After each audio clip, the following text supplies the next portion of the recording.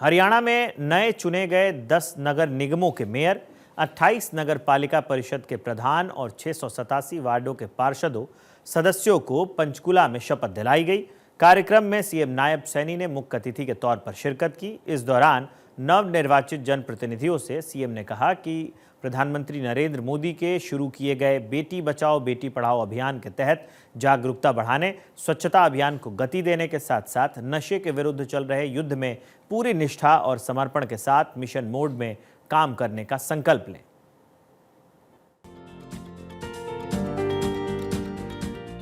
पंचकुला में शहरी स्थानीय निकायों के नवनिर्वाचित महापौर, नगर परिषद और नगर पालिकाओं के अध्यक्षों और सदस्यों का शपथ ग्रहण समारोह आयोजित किया गया। इस कार्यक्रम में मुख्य अतिथि के रूप में शामिल हुए सीएम नायब सिंह सैनी की उपस्थिति में सभी जनप्रतिनिधियों को पद और गोपनीयता की शपथ दिलाई गई। सीएम ने सभी प्रतिनिधियों से आग्रह करते हुए कहा कि शहरों को समृद्ध, स्वच्छ, सुरक्षित, नशा मुक्त और आत्मनिर्भर बनाने का कार्य करें। साथ ही मुख्यमंत्री ने आश्वासन देते हुए कहा कि प्रदेश की प्रगति के इस सफर में हरियाणा सरकार सदैव सहयोग के लिए तैयार रहेगी। 2047 तक ये भारत विकसित राष्ट्र बनाना है। भाइयों, ये ट्रिपल इंजन की सरकार हम आदरणीय प्रधानमंत्री जी को आज ये विश्वास दिलाते हैं।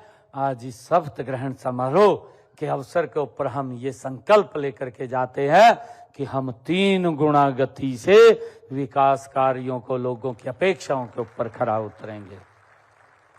मुझे पूर्ण विश्वास है कि आप सभी शहरी स्थानीय निकायों के नवनिर्वाचित प्रतिनिधि अपनी पूरी निष्ठा और समर्पण के साथ कार्य करेंगे। हम जनता के सेवक हैं और जनता की सेवा ही हमारा सबसे बड़ा धर्म है। आइए हम सब मिलकर के संकल्प लें कि अपने शहरों को समृद्ध, स्वच्छ, सुरक्षित, नशा मुक्त और आत्मनिर्भर बनाने का हम काम करेंगे। मैं मुख्यमंत्री के रूप में मैं हरियाणा के हर नागरिक के साथ हूं और प्रदेश की प्रगति के इस सफर में मैं आपका सहयोग, आपके समर्थन और के लिए हमेशा तैयार हूं। सीएम नायब सैनी ने कहा कि बाहर से आने वाले लोग वहां के विकास को देखकर ही शहर की समृद्धि का आकलन करते हैं। इस दिशा में सभी नवनिर्वाचित प्रतिनिधि हरियाणा प्रदेश की समृद्धि के प्रहरी बने हैं। उन्होंने कहा कि शहरों में सरकार के विकास कार्यों को अमली जामा पहनाने का दायित्व आप सभी के कंधों पर है।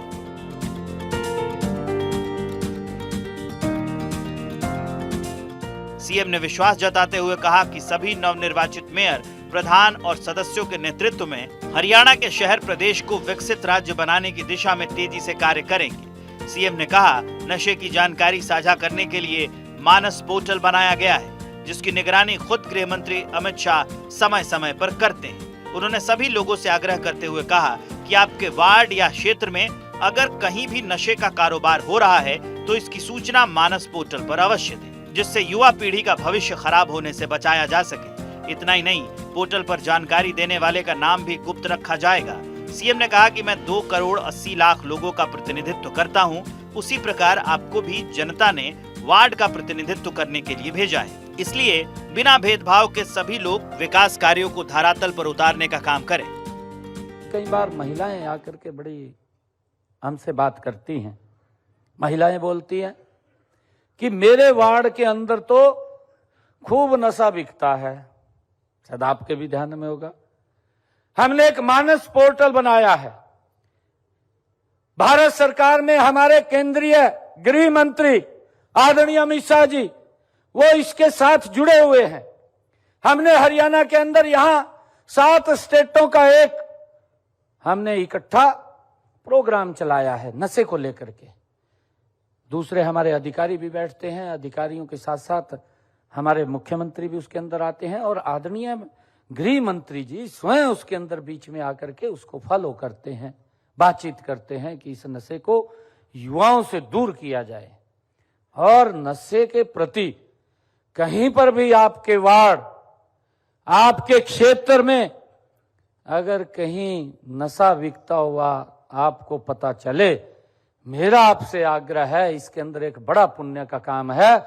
हम किसी जिंदगी को भाइयों हम उस नशे में डुबोने से बचा सकते हैं, ये एक बड़ा पुण्य का काम है। मेरा आप लोगों से आग्रह है कि इसके अंदर हम स्वयं इन्वॉल्व हो करके कि कहीं पर भी अगर हमारे वार्ड में कोई नशा बिकता है, उस मानस पोर्टल के ऊपर आप लिख दीजिए, उसका नाम भी हाइड रखा जाएगा, उसको प्रचारित नहीं किया जाएगा और हमारे अधिकारी जाकर के उसके ऊपर कार्रवाई करने का काम करेंगे। भाइयों, हमने मिलकर के इसके अंदर काम करना है। मेरा आग्रह आप लोगों से, एक व्यक्ति का काम नहीं है। बेटी बचाओ बेटी पढ़ाओ, चाहे स्वच्छता का काम है, चाहे नशे का काम है।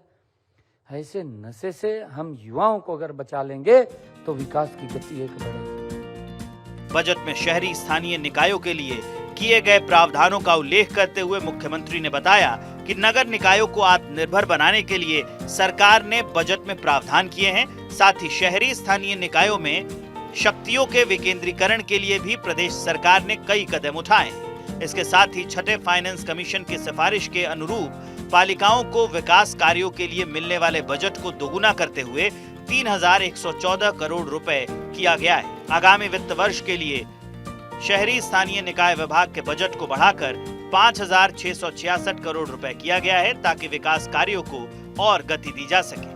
Bureau report, Bharat 24।